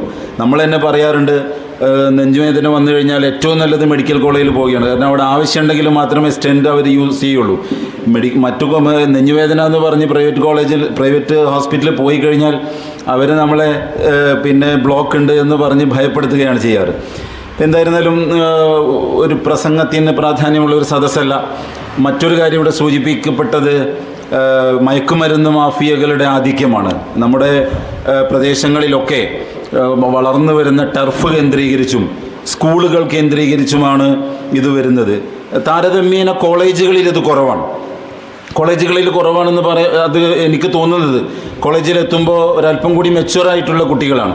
കാരണം ഏകദേശം 20-22 അവർക്ക് മനസ്സിലായി തുടങ്ങുന്നു, ഇത് ഞങ്ങളുടെ ഭാവിയെ ബാധിക്കും, ഇത് ഞങ്ങളുടെ വിദ്യാഭ്യാസത്തെ ബാധിക്കും, കുടുംബത്തിൻ്റെ എല്ലാ പിന്നെ അടുക്കും ചിട്ടയും നഷ്ടപ്പെടും. അപ്പോൾ അവിടെ ഈ ഒരു സാധ്യത കുറവാണ് ഈ മാഫിയക്ക്. പക്ഷേ UP സ്കൂൾ മുതൽ ഒരു വേള ചിലപ്പോൾ LP സ്കൂൾ മുതൽ തന്നെ ഈ ഒരു മാഫിയ പിടിമുറക്കുന്നുണ്ട്. അപ്പോൾ വ്യത്യസ്തങ്ങളായിട്ടുള്ള പിന്നെ ദൗത്യം പൂർത്തീകരിക്കുന്നതിന് ഈ ഒരു സെൻറ്ററിന് കഴിയും എന്ന് തന്നെയാണ് വിശ്വസിക്കുന്നത്. നല്ല രീതിയിൽ ഇതിൻ്റെ ഭാവി പ്രവർത്തനങ്ങൾ മുന്നോട്ട് കൊണ്ടുപോകുന്നതിന് ഈ ട്രസ്റ്റിന് കഴിയട്ടെ എന്ന ആശംസകൾ ആത്മാർത്ഥമായി പ്രാർത്ഥിച്ചുകൊണ്ട് ഇതിന് സർവ്വവിധ ആശംസകളും ഭാവുകങ്ങളും നേർന്നുകൊണ്ട് നിർത്തുന്നു. അസ്സലാമു അലൈക്കും. വേദിയിലും സദസ്സിലുമുള്ള ബഹുമാന്യരെ, പ്രിയപ്പെട്ടവരെ, ഒരു ആരാധനാലയത്തിന് നാട്ടിൽ എന്തൊക്കെ ചെയ്യാൻ സാധിക്കും എന്നുള്ളതിന് വളരെ നല്ല ഒരു ഉദാഹരണമാണ് ഈ പള്ളിയും അതിൻ്റെ പ്രവർത്തനങ്ങൾ. കേവലം ദൈവത്തെ ആരാധിക്കുക, അവിടെയുള്ള ഭജനകളും സങ്കീർത്തനങ്ങളും മറ്റ് ആരാധനാ കർമ്മങ്ങളും നിസ്കാരവും ദുആകളും അതിൻ്റെ സമ്മേളനങ്ങളും മാത്രമായി ആത്മീയമായ ഒരു അന്തരീക്ഷം ഉണ്ടാക്കി ജനങ്ങളെയൊക്കെ അത്തരമൊരു മായാലോകത്തിങ്ങനെ നടത്തിക്കുക എന്നുള്ളതല്ല ഒരു ആരാധനാലയത്തിൻ്റെ ദൗത്യം എന്നുള്ളതാണ്.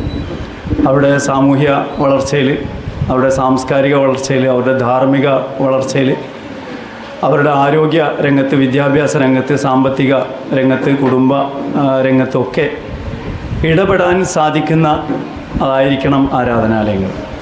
ആ ഒരു ദൗത്യത്തിൽ നിന്ന് ആരാധനാലയങ്ങൾ മാറിപ്പോകുമ്പോഴാണ് അവയെക്കുറിച്ചുള്ള സംശയങ്ങളൊക്കെ ഉണ്ടാകുന്നത്. പള്ളി, അമ്പലം, ചർച്ചുകൾ എന്നൊക്കെ പറയുന്നത്, മഠങ്ങൾ എന്നൊക്കെ പറയുന്നത് വേറെന്തോ ഗൂഢമായ ചില കാര്യങ്ങളുടെ കേന്ദ്രമാണ് എന്ന ബോധം, വിചാരം മറ്റുള്ളവരിലേക്ക് വരുന്നതിനുള്ള പ്രധാന കേന്ദ്രമാണ്.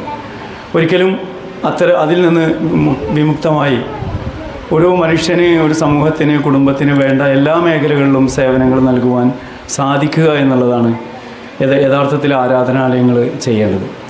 സർക്കാരിനെ സംബന്ധിച്ചിടത്തോളം നമ്മുടെ നാട്ടിൽ നമ്മളൊരു വികസിത രാജ്യമല്ല, വളർന്നുകൊണ്ടിരിക്കുന്ന രാജ്യമാണ്. ഇപ്പോഴും ഒരുപാട് പരിമിതികൾ ഉള്ള രാജ്യമാണ്. ലോകത്ത് ഏറ്റവും കൂടുതൽ ദരിദ്രരുള്ള ഒരു രാജ്യങ്ങളിലൊന്നാണ്, ഏറ്റവും കൂടുതൽ പട്ടിണിയുള്ള രാജ്യങ്ങളിലൊന്നാണ്.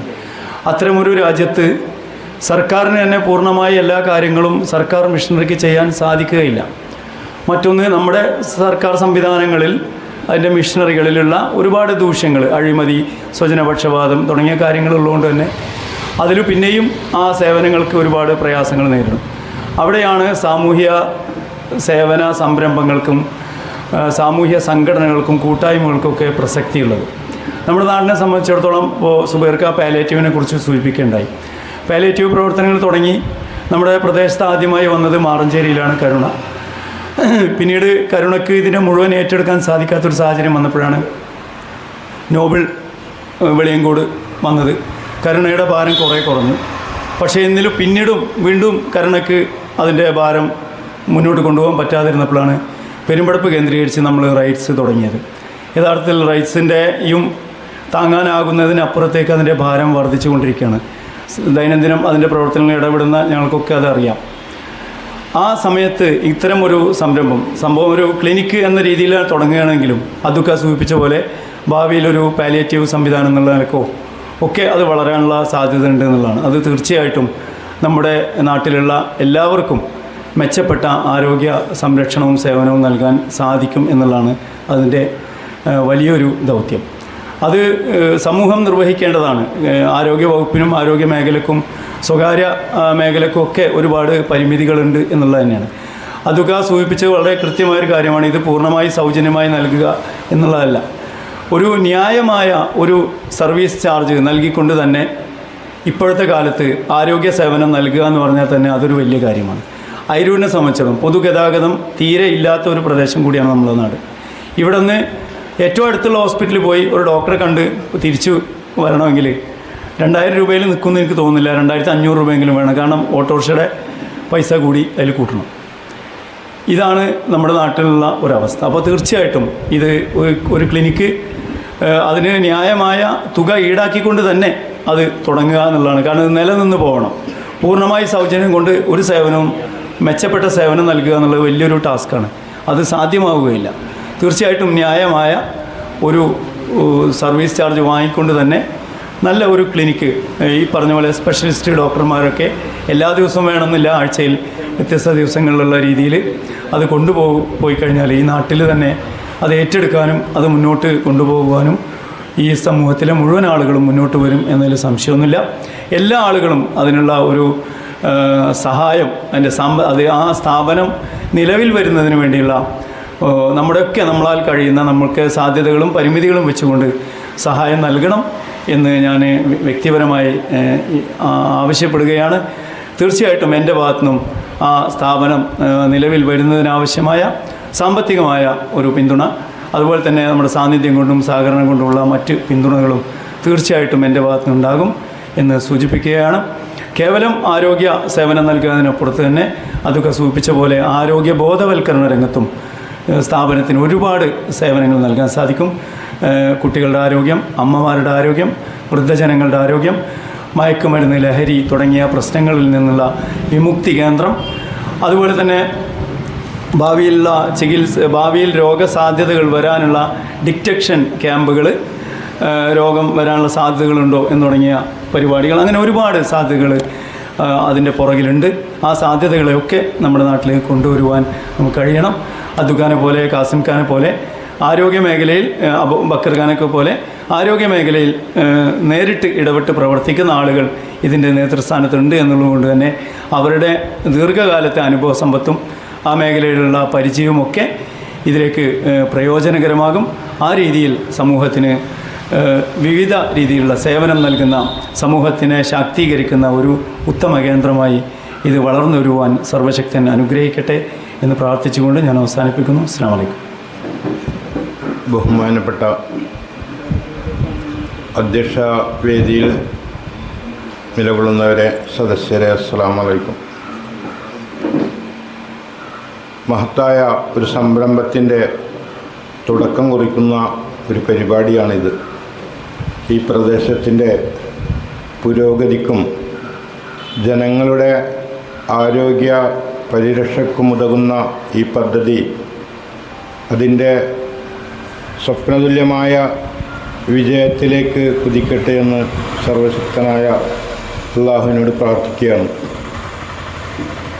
മുമ്പേ ഇവിടെ സൂചിപ്പിച്ച പോലെ സകല രംഗവും കച്ചവടവൽക്കരിക്കപ്പെട്ടൊരു സാമൂഹ്യ വ്യവസ്ഥിതിക്ക് കീഴിലാണ് നമ്മളൊക്കെ നിലകൊള്ളുന്നത്.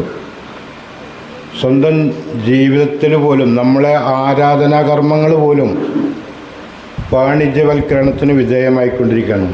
നമ്മൾ ഒരു ആഘോഷത്തിന് എന്ത് വസ്ത്രം ധരിക്കണം, എന്തൊക്കെ ചടങ്ങുകൾ നടത്തണം എന്ന കാര്യം പോലും മതവിശ്വാസത്തേക്കാൾ ഉപരിയായി വാണിജ്യ താല്പര്യങ്ങൾ തീരുമാനിക്കുന്നൊരു ആനുകാലിക സാഹചര്യത്തിലാണ് നമ്മൾ നിലകൊള്ളുന്നത്. അത്തരം ഒരു സാഹചര്യത്തിൽ നമ്മുടെ ആരോഗ്യ പരിപാലന രംഗവും അതിഭീകരമായ രീതിയിൽ വാണിജ്യവൽക്കരണത്തിന് വിധേയമായിക്കൊണ്ടിരിക്കുകയാണ്. നമ്മളൊക്കെ ദൈനംദിന അതിൻ്റെ എല്ലാ കാര്യങ്ങളും നിരീക്ഷിക്കുകയും പഠിക്കുകയും ചെയ്യുന്ന, അല്ലെങ്കിൽ അതിലൊക്കെ ഭാഗവാക്കാവേണ്ടി വരുന്ന ഒരു അവസ്ഥയുണ്ട്. ആ രംഗത്ത് മാനുഷികമായ മൂല്യങ്ങൾക്കും മനുഷ്യൻ്റെ ദുനിയാവിലും ആഖിറത്തിലുമുള്ള ജീവിത വിജയത്തിനുമൊക്കെ ലക്ഷ്യം വെച്ചുകൊണ്ടുള്ളൊരു പ്രവർത്തനം നടത്തിക്കൊണ്ടു പോവുക എന്നത് ഇത്തിരി സാഹസികമായൊരു പ്രവർത്തനം തന്നെയാണ്. കാരണം നമ്മുടെ രാജ്യത്തുനിന്ന് അതിമാരകമായ രോഗങ്ങൾ മനുഷ്യനെ കീഴ്പ്പെടുത്തിക്കൊണ്ടിരിക്കുകയാണ്. കുറേ മുമ്പേ നമ്മുടെ പ്രദേശത്ത് ഒരാൾക്ക് കിഡ്നി രോഗം വന്നു. മുഹമ്മദ് മാഷ് അടക്കമുള്ള വലിയൊരു വിഭാഗം ആളുകൾ ഇറങ്ങി അതിന് വെല്ലൂർ കൊണ്ടുപോയി ചികിത്സിച്ച് വേണ്ട സാഹചര്യങ്ങൾ ഒരുക്കി. അന്നത്തെ ഇവിടുത്തെ MP ആയിരുന്ന ബനാത്ത് വാല സാഹിബിന് ഫണ്ട് ലഭിക്കാൻ വേണ്ടി ഞങ്ങളൊക്കെ ഒന്ന് പരിശ്രമിച്ചിരുന്നു. പക്ഷേ ഇന്ന് കിഡ്നി രോഗമെന്ന് പറഞ്ഞാൽ ഒരു വാർഡിൽ എത്രയുള്ളതെന്ന് നമുക്ക് പോലും നിർണ്ണയിക്കാൻ പറ്റാത്തൊരവസ്ഥയാണ്. കാരണം ഒരു ടെസ്റ്റ് നടത്തിയാൽ നമ്മളൊരു വാർഡിൽ കിഡ്നി രോഗം അല്ലെങ്കിൽ കിഡ്നിയുടെ പ്രവർത്തനം എങ്ങനെ നടക്കുന്നു എന്നത് പരിശോധിക്കാനൊരു ക്യാമ്പ് വെച്ചാൽ ചിലപ്പോൾ നമ്മിൽ പലരും ആ രോഗത്തിന് അടിമപ്പെട്ടിരിക്കും. അത്രയും ഭീകരമായ രീതിയിലാണ് മാരകമായ രോഗങ്ങൾ നമ്മളെ കീഴ്പ്പെടുത്തിക്കൊണ്ടിരിക്കുന്നത്. ആ സാഹചര്യത്തിൽ കരുണയും സേവനവും മനോഭാവമാക്കിക്കൊണ്ട് പ്രവർത്തിക്കാനൊരു സ്ഥാപനം ഉയർന്നു വരിക എന്നത് ഈ പ്രദേശത്ത് ഏറ്റവും അനുഗ്രഹമാണ്. തന്നെയുമല്ല, ചെറുതായുള്ള പല തുടക്കങ്ങളുമാണ് വലിയ സ്ഥാപനങ്ങളായി മാറിയത്. അപ്പോൾ നമ്മളതിൽ സ്വപ്നം കാണുമ്പോൾ വലുതായിട്ട് തന്നെ സ്വപ്നം കാണണം, ആകാശത്തോളം സ്വപ്നം കാണണം. ചെറിയ സ്വപ്നങ്ങളൊന്നും സ്വപ്നം കാണുമ്പോൾ കൊണ്ടുനടക്കരുത്. നമുക്ക് ഭാവിയിൽ ഈ പ്രദേശത്ത് അഭിമാനകരമായൊരു സ്ഥാപനമായി അത് വളർന്ന് വികസിക്കട്ടെ എന്ന് സർവശക്തനോട് പ്രാർത്ഥിച്ചുകൊണ്ട് നിർത്തുന്നു. അസ്സലാമു അലൈക്കും. സാന്ത്വനം ക്ലിനിക്ക് നിർമ്മാണ ഉദ്ഘാടനത്തിൻ്റെ യോഗാധ്യക്ഷൻ മുഹമ്മദ് മാഷ്, സദസ്സിലും വേദിയിലുമായിരിക്കുന്ന വിശിഷ്ട വ്യക്തിത്വങ്ങളെ, സുഹൃത്തുക്കളെ, നാട്ടുകാരെ, നമ്മൾ ഇന്ന് ഇവിടെ ഉദ്ഘാടനം ചെയ്യപ്പെട്ടിരിക്കുന്നത് ഒരു മഹത്തായ സംരംഭത്തിൻ്റെ തുടക്കം മാത്രമാണ്. ഇത് തീർച്ചയായിട്ടും നമ്മുടെ ഗ്രാമപ്രദേശത്താണ് തുടങ്ങുന്നത് എന്നുള്ളത് കൊണ്ട് തന്നെ ഒരു കച്ചവട ലാക്കോട് കൂടിയുള്ള ഒരു പ്രവർത്തനം ഇതിൽ നിന്നുണ്ടാവരുത്. തികച്ചും പാവപ്പെട്ടവരായ ആളുകളാണ് ഇവിടെ ചികിത്സിക്കാൻ വരുന്നത്, അല്ലെങ്കിൽ ഇവിടെ വരുന്നത് എന്നുള്ളത് കൊണ്ട് തന്നെ. മാത്രമല്ല, പൈസയുള്ളവരൊക്കെ ടൗണിൽ കാറൊക്കെ എടുത്ത് പോയി ടൗണിൽ വലിയ വലിയ ഡോക്ടർമാരെ കണ്ട് ചികിത്സിക്കും.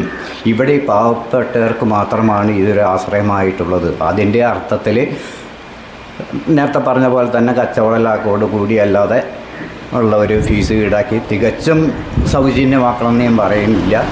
എങ്കിലും കൂടി അതിനനുസരിച്ച ഒരു ബില്ല് മാത്രമേ ഈടാക്കാൻ പാടുള്ളൂ. ഇത്തരം സന്ദർഭങ്ങൾ ഉണ്ടാകുമ്പോൾ സമാന രീതിയിൽ പ്രവർത്തിക്കുന്ന മുഴുവൻ മറ്റേ സ്ഥാപനങ്ങളുടെയും അംഗത്വം എടുക്കുകയും അവർ പറയുന്ന രീതിയിൽ ഫീസ് ഈടാക്കുന്ന ഒരു സമരവും പല മേഖലകളും കടന്നു വരുന്നുണ്ട്. ഇതിൽ അത് ഉണ്ടാവാൻ പാടില്ല. തികച്ചും 100% ജനങ്ങൾക്ക് ഉപകാരപ്രദമാവണ ഒരു പ്രവൃത്തിയായിരിക്കണം. മാത്രമല്ല, പാലിയേറ്റീവ് കെയർ കൂടി ഇതിൽ കൂടി ആഡ് ചെയ്യണം. അതും നമ്മുടെ ഈ ഭാഗത്ത് ഈ അശരണായ ആളുകൾക്ക് സഹായകമായും. നേരത്തെ പലരും ഇവിടെ സൂചിപ്പിച്ചു, മദ്യത്തിനും മയക്കുമരുന്നിനും അഡിക്റ്റായി വരുന്നവരെ എന്ത് ചെയ്യാൻ സാധിക്കുമെന്നുള്ളത്. 2-3 വർഷം മുമ്പേ ഇതേ ഹാളിൽ വെച്ച് തന്നെ നമ്മൾ അതിനൊരു രൂപരേഖ തയ്യാറാക്കിയിരുന്നു. അതിനുവേണ്ടി അന്ന് ഞാനും ഇതിൽ സന്നിധരായിരുന്നു. എന്ന് വെച്ചാൽ അതിൻ്റെ ഒരു ഫോളോ അപ്പ് ഇതേവരെ ഉണ്ടായിട്ടില്ല. അതുകൊണ്ട് നിങ്ങൾ ഈ മയക്കുമരുന്നിനും മദ്യത്തിനും അടിമപ്പെട്ടവർ ചികിത്സിക്കാനായിട്ടൊരു ഇത് തുടങ്ങേണ്ട കാര്യമില്ല. അത് കതിരിൽ വളം വയ്ക്കണ പോലെയാവും. അത് തുടക്കത്തിൽ തന്നെ കണ്ടറിഞ്ഞ് പ്രവർത്തിച്ച് അത് ഇല്ലായ്മ ചെയ്യും. നിങ്ങൾ ഓരോരുത്തരുടെയും വീട്ടിൽ നിങ്ങളുടെ കുട്ടികളും അതുപോലെ സഹോദരങ്ങളുടെയും സഹോദരിമാരുടെയും ബന്ധുക്കളുടെയും വീട്ടിലുള്ള കുട്ടികളെല്ലാം മദ്യത്തിനും മയക്കുമരുന്നിനും അടിമയാവില്ല എന്നുള്ളത് നിങ്ങൾ ഓരോരുത്തരും തന്നെ പ്രവർത്തിച്ചാൽ അത് മുളയിൽ നുള്ളിക്കളയാൻ സാധിക്കും. നമ്മളുടെ വീട്ടിൽ കിടന്നുറങ്ങിയാൽ മറ്റൊരു വീട്ടിൽ കള്ളനില്ല എന്ന് പറയുന്ന പോലെയായിരിക്കും. അതുകൊണ്ട് അത്തരം സന്ദർഭങ്ങൾ അതിനു വേണ്ടി ഉപയോഗിക്കണമെന്ന് മാത്രമാണ് ഈ അവസാനം പറയാനുള്ളത്. ഏതായാലും ഈ സംരംഭത്തിന് എന്നാൽ എല്ലാവിധ ഭാഗങ്ങളും നൽകിക്കൊണ്ട് നിർത്തുകയാണ്. ഇത് എത്രയും പെട്ടെന്ന് ഈ സ്ഥാപനം ഇവിടെ ഉയർന്നു കാണട്ടെ എന്ന് ഈശ്വരനോട് പ്രാർത്ഥിച്ചുകൊണ്ട് നിർത്തുന്നു. നന്ദി, നമസ്കാരം. അഊദു ബില്ലാഹി മിനശ് ശൈത്വാനിർ റജീം. ബിസ്മില്ലാഹിർ റഹ്മാനിർ റഹീം. അൽഹംദുലില്ലാഹി റബ്ബിൽ ആലമീൻ. അസ്സലാത്തു വസ്സലാമു അലാ അഷ്റഫിൽ മുർസലീൻ വഅലാ ആലിഹി വസഹ്ബിഹി അജ്മഈൻ. അമ്മാ ബഅദ്. ഈ വൈകിയ വേളയിൽ അധികമൊന്നും സംസാരിക്കുന്നില്ല. അൽ ഇർഷാദ് ഇസ്ലാമിക് ട്രസ്റ്റിൻ്റെ ക്ഷണം സ്വീകരിച്ചുകൊണ്ട് വിവിധ രാഷ്ട്രീയ, സാംസ്കാരിക, മത മേഖലകളിൽ പ്രവർത്തിക്കുന്ന പ്രമുഖരായ ആളുകൾ എത്തിച്ചേർന്നിട്ടുണ്ട്. അവർക്ക് ഈ ട്രസ്റ്റിൻ്റെ പേരിൽ നന്ദി പ്രകാശിപ്പിക്കുന്നു. അതുപോലെ തന്നെ ഈ ഒരു സാന്ത്വനം ക്ലിനിക് എന്ന ഈ സംരംഭത്തെ ഏറ്റെടുത്തുകൊണ്ട് അതിനെ മുന്നോട്ട് നയിക്കേണ്ട എൻ്റെ പ്രിയപ്പെട്ട നാട്ടുകാർ എനിക്ക് മുന്നിലുണ്ട്. അവർക്കും അൽ ഇർഷാദ് ഇസ്ലാമിക് ട്രസ്റ്റിൻ്റെ പേരിൽ ഈ പരിപാടിയിൽ പങ്കെടുത്തതിന് നന്ദി രേഖപ്പെടുത്തുന്നു. റബ്ബന വലംന അൻഫുസന വഇല്ലം തഗ്ഫിർ ലനാ വതർഹംനാ لنكونن من الخاسرين ربنا هب لنا من أزواجنا وذرياتنا قرة أعين وجعلنا للمتقين إماما ربنا آتنا في الدنيا حسنة وفي الآخرة حسنة وقنا عذاب النار ربنا تقبل منا إنك أنت السميع العليم وتب علينا إنك أنت التواب الرحيم آمين آمين رحمتك يا أرحم الراحمين وآخر دعوانا أن الحمد لله رب العالمين والسلام عليكم ورحمة الله وبركاته.